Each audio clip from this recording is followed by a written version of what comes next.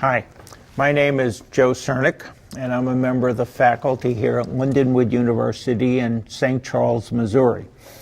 This is a show called Insight, and we discuss books on politics, both domestically and internationally, sometimes books on history that provide some insight into the present, and sometimes broader atmospheric trend analysis books that address issues that politics has to deal with. Today's book is on domestic politics. It's written by Congressman X. He is keeping his true name secret, and so Congressman X. And so the title of the book is called The Confessions of Congressman X, a disturbing and shockingly frank tell-all of vanity, greed, and deceit. Now, joining me on the show today are two Lindenwood University students. To my immediate right is James Hechler, and to James's right is Michael Williams. So I wanted to read an opening quote from the book, and then we can jump into a discussion. Now, the quote is written not by Congressman X, but by a man named Robert Atkinson, who, as you'll see, is a friend of Congressman X, and he was the one that encouraged him to put his thoughts down. So he writes, I first met Congressman X at a dinner party in Washington. We eventually became friends and confidants and met once or twice a year, usually when I stopped in Washington. As the years passed, our talks became darker as X shared his remarkably frank observations of Congress. I thought he might want to publish them in a tell-all book after he left Congress. One day, out of the blue, he phoned and said he wanted to see me about a private matter. He agreed to publish a short book that contained his feelings and opinions on life in Washington. He said, I don't want to embarrass my family or the congressional colleagues I've worked with through the years. His confessions are in his own words. I can report he's a Democrat, though his remarks are representative of many Republicans as well. The sophisticated reader will realize most of Congressman X's revelations are not new and have been parsed over in the press for years. He may be fed up with a legislative system that has run amok, but he places much of the blame for that outcome on an apathetic and gullible public. Absolutely. As stated before, Congressman X, he's an anonymous politician. He wants to keep his true identity anonymous just to really protect himself from the press and basically any and all adversaries. Like as stated before, the only specific detail given about him is that he is a Democrat, but as stated, he tends to be a bit moderate. The book also goes on to say that his current status in Washington, just for the sake of his protection, is not fully disclosed. So we don't know for sure if he's still there in Washington, or if he retired, or if he got voted out. Correct. Yeah. As going on with that, he, like you said, he is a Democrat, and keeping that confidentiality is the point of the book. It's pointing out and exposing the flaws of Congress while keeping him in Congress. So he's kind of letting the public know what's going on, but at the same time, not everything in Congress is flawed. There are good people, but there are bad people, and that's where the book hits on. Reading some quotes from the book, he says, voters are incredibly ignorant and know little about our form of government and how it works. And then he has a quote here from Churchill, and Winston Churchill said, the best argument against democracy is a brief chat with the average voter. Then another quote from Congressman X that I liked, he says, I once asked a fellow about the content of the U.S. Constitution. It gives me the right to own a gun, he replied. What else, I asked, was in it? He says, that's pretty much it. And so you see this through sometimes in this short book. He will sort of not have a high opinion of people who, and I'm assuming you got to realize these are the voters he's talking to, not even those that are half the American population are not even voting. Yeah, he really goes on to say that given the amount of voters that he has met over the years, he finds that not only do they not know a whole lot about how the government works and how the Constitution is laid out, but they also just don't seem to care a whole lot. They're more concerned about what the Kardashians are doing, and he even gives specific examples of they are more or less interested in these top 10 videos and keeping up with social media and Instagram. It really just boils down to they just really don't care. Yeah, he goes on to say there's another quote by Congressman X that says voters are seen as incompetent and disconnected and let Congress abuse the power. So it's kind of, they're being ignorant to the fact that Congress is basically controlling what they do based on their short-term interests. And in reality, he goes on to say that the bills that are passed, he doesn't even read them because most of his time is concentrated on raising money for fundraisers and for his campaign. So it goes to show that the voters aren't really realizing what they're doing, but at the same time, they're contradicting themselves. They think they understand the problem and the issue, but in reality, they're worsening the problem. Here's another quote, and I'll probably read some of these periodically through the show just because they're interesting quotes to see from somebody who's in office. He says, it's difficult to maintain a well-functioning democracy if the electorate doesn't possess a modicum of proficiency in civics or doesn't take the time or have any interest to follow what's going on in Washington. How stupid is that? Apathy encourages politicians to pull wool over the eyes of constituents, to engage in publicity stunts, to trade votes for campaign contributions. Then he went on, he says, perception is reality, and reality is whatever I decide it to be. And so that's interesting that you're constantly trying to just know how to present the right image. Absolutely. Congressman X had a lot of misconceptions about how Congress works and how things go on the daily in Washington when he was first elected in. He had this idea and bold aspirations to, hey, I'm going to listen to what the constituents want, I'm going to give them what they need, and I'm basically just going to take the mess known as Washington by storm. And he found out really quickly that number one, it doesn't work that way. And number two, even if it did, there was no way that he was going to be able to do it by himself. Yeah, he goes, talking about being by himself, he goes on and says, most of my colleagues are dishonest and revel in the power and special interest money. And he goes on to say about what he's trying to do is he's trying to get reelected and keep his job. So he's realizing the group he's surrounded with and the people he has to work with, some don't have the same mentality as he does, which is trying to actually do his job, which benefits the citizens. But like he said, some of you're not going to find everybody in Congress to kind of pull that way. He then went into detail about the typical time frame that he spent in Washington and what he did on the daily. A lot of the time, since he was a representative and he was being reelected basically every 2 years, he spent a lot of time basically overseeing fundraisers and making sure he had the campaign funds ready to go come the election year just to keep his job. Yeah. His quote here, again, I'll read. He says, I contradict myself all the time, but few people notice. 1 minute I rail against excessive spending and ballooning debt. The next minute I'm demanding more spending on education, health care, unemployment benefits, conservation projects, yada, yada, yada. I'm for having everything, just like my constituents. Absolutely.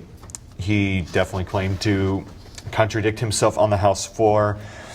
Like you said, he would talk for a smaller federal budget.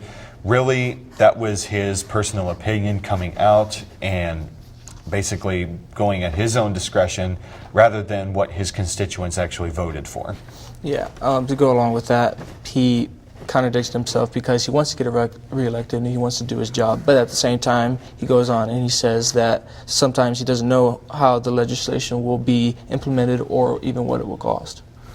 His other quotes again, he says, "We've become a superficial nation obsessed with fluff." And he says, "Voters claim they're too busy to keep up with what's going on in Washington. Like being busy were some kind of modern day affliction."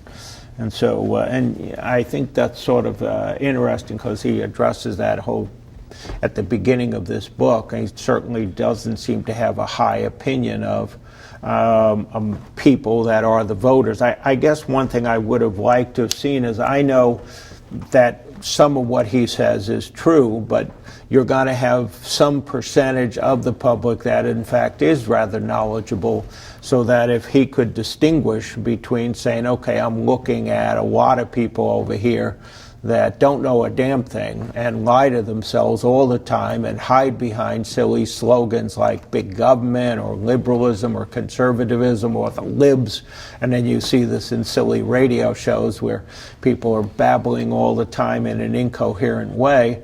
And so it would have been, I would have liked to have just seen him stop and maybe think. I was thinking, okay, his friend writes this intro that as he's just letting this guy talk, he should have stopped him and said, well, let me ask you some questions here. Let me get you to be thoughtful about something. Yeah, definitely one of the biggest problems that Congressman X had during his time in Congress is dealing with his constituents. He said that he absolutely hated going to these town hall meetings and being asked silly questions by constituents, and then he would basically come up with vague answers and vague slogans just to basically make his constituents feel good. Another issue that he had with constituents is, and this goes along with them being too busy to understand how politics are going in Washington, is the fact that they are focused on really menial things. They basically call their congressman asking, oh, let's name this highway after so-and-so, and let's have these heritage months, and basically have these different days that really don't amount to anything, but it just keeps news and the media just continuing to have these little menial stories. Talking about his constituents, he says that congressmen only spend about 50 to 75% of their time in office, and the rest of that time is spent at home pandering about their constituents' short-term interests, which is just filler and saying what they want to hear, basically. And then his attitude towards the public is, when the public tries to fix a problem or they vote on something that they seem as beneficial, it usually backfires, and which can actually worsen the problem that they're already in. So when he's applying this towards his constituents, he's generalizing them, saying that they're politically ignorant and they're kind of not really knowledgeable about what's happening in the inner workings of policymaking. His quotes here on money. We only kid ourselves when we say political donations have no impact on our voting. Folks know we're disingenuous, but damn it, we need all the financial support we can muster to fund today's usually expensive re-election campaigns.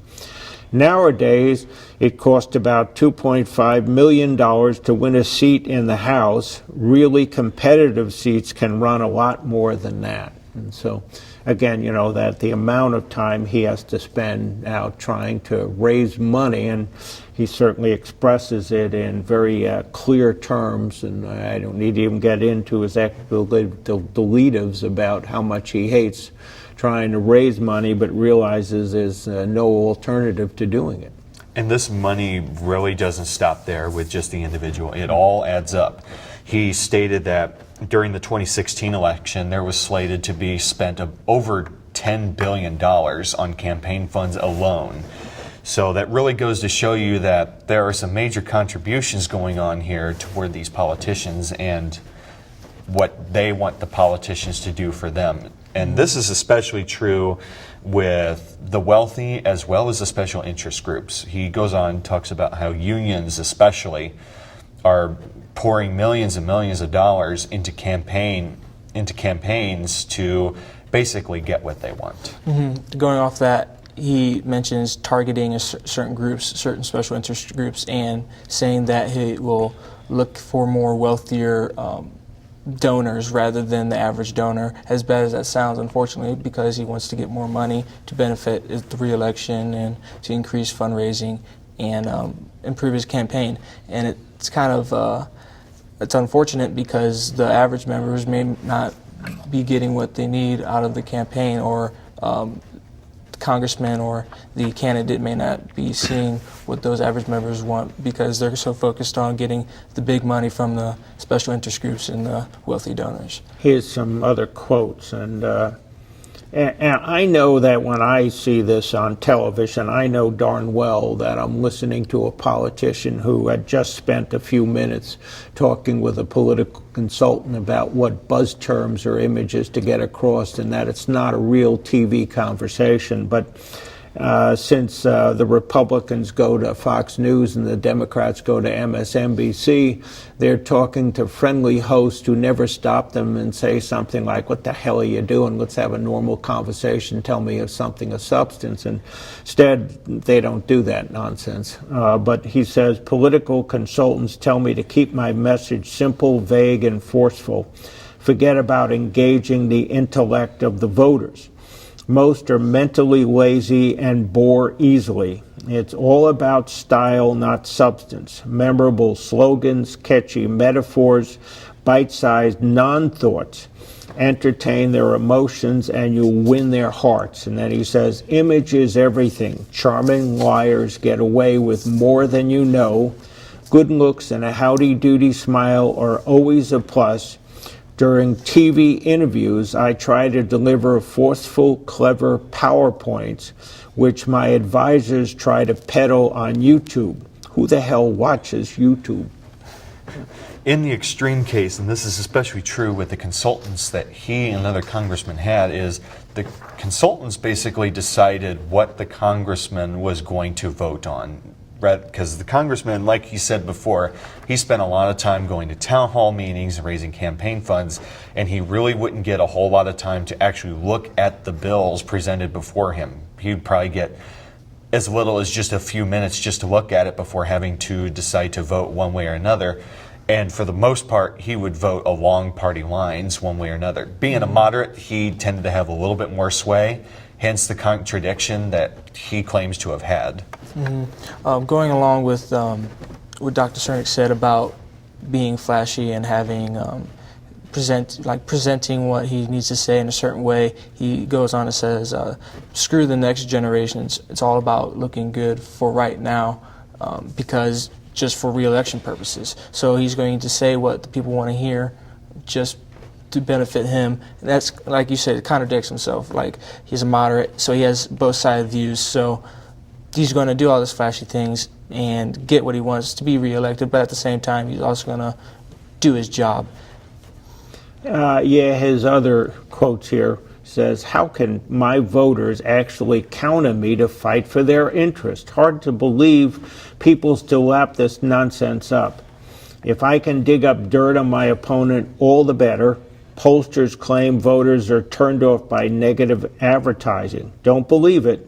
Attack ads work and help shape the opinions of swing voters who decide most elections. People see the world as they want to see the world. Facts be damned. Their crazy notions may not match reality, but if you want to be all things to all people and get reelected, sometimes you got to climb down the rabbit hole and massage their egos. Few people give a crap about social issues on election day." And this is one of the reasons why Congressman X, when he goes on later to say that he feels completely disconnected from reality when he is in Washington and he's there on the House floor. He basically compares life in Washington and the reality of it, or lack thereof, compared to the rest of the nation, basically being in the land of Oz. He feels disconnected. What goes on in Washington does not reflect what was going on in the rest of the country. And really what Washington does to try to cover that up is they just put on this good front with, again, these slogans, we're for the people, hope for America, and all of that. Mm-hmm. Yeah, going off of that, he goes on and he says that working in Congress is a frustrating and disillusioning job. And one of my favorite quotes that he said was that Congress polls are lower than Richard Nixon during Watergate.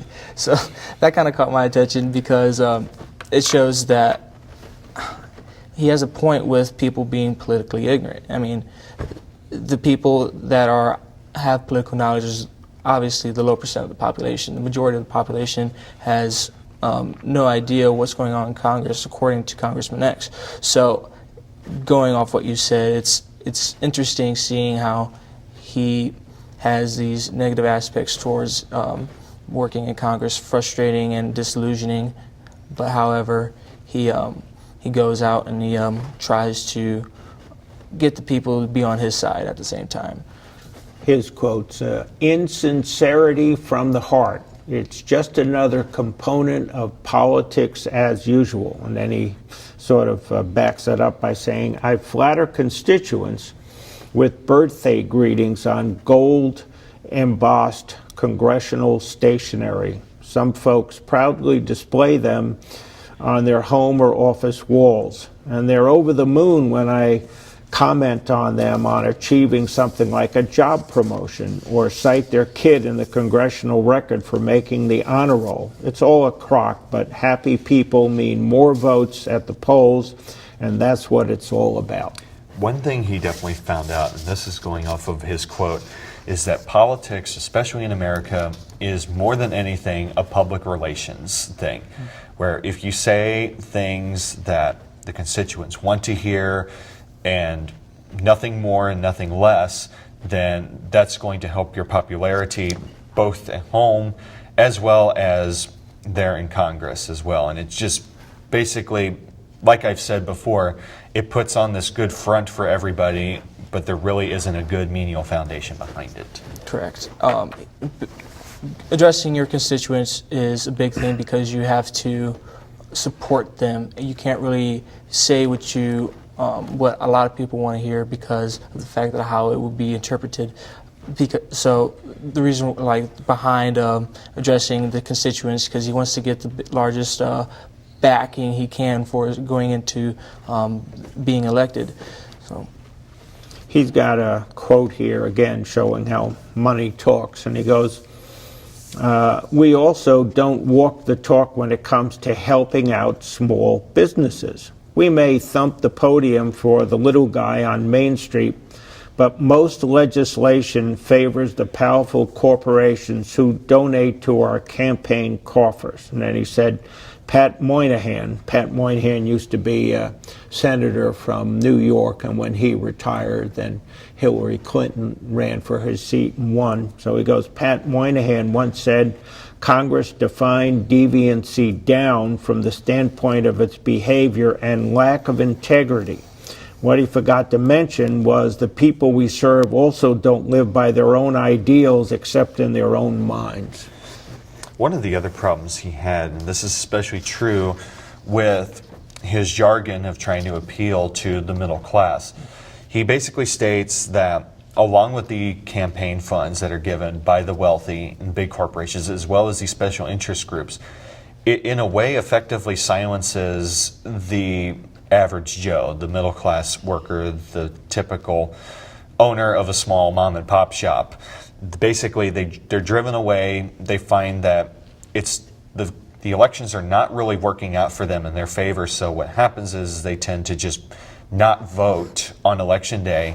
So then these special interest groups and the big corporations with their big donations, of course they are going to go and vote in favor of who they donated money to. Mm-hmm. Applying the constituent thing is that the Congress is going to listen best to money. So that's why the big donors, the wealthy donors, the large special interest groups have such an impact on re-election and the things that are being passed, because that's where Congressman X or other candidates drive their attention towards, not the average Joe. So the majority of special interest groups and the wealthy donors are going to have a larger impact throughout the campaign and everything else because of how much money they're bringing in. Yeah, his quote again on money, it says, "Is it true that the rich are getting richer and everybody else gets screwed?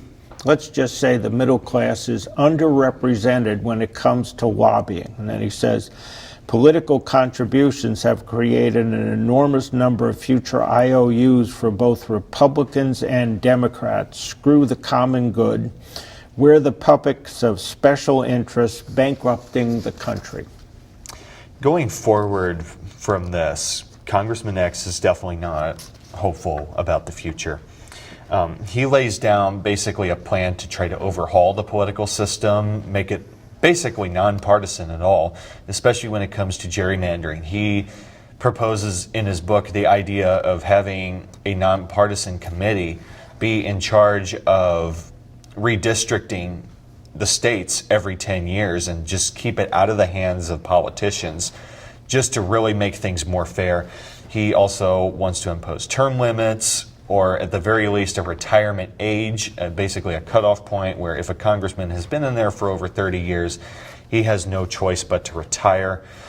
Unfortunately, though, he really does not see that happening in the near future.